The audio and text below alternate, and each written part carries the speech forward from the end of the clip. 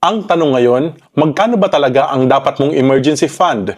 Sa experience ko, after working in banking and meeting people in the Middle East, Europe at dito sa Amerika, iisa ang napansin ko.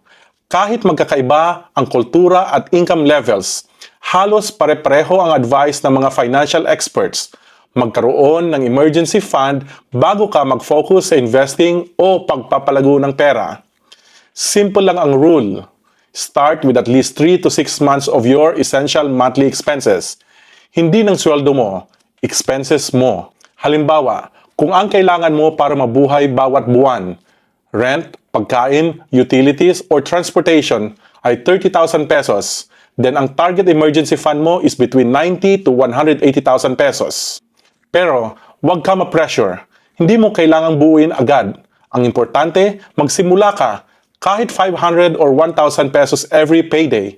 Basta consistent. Remember this, ang emergency fund ay hindi investment. Hindi ito para kumita. Nandyan ito para hindi ka mapilitang mangutang, magbenta ng asset o gumamit ng credit card kapag may emergency.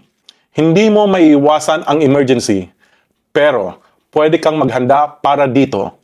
Always remember, hindi sinusukat ang financial security sa laki ng kinikita mo, kundi sa kahandaan mo kapag dumating ang hindi inaasahan.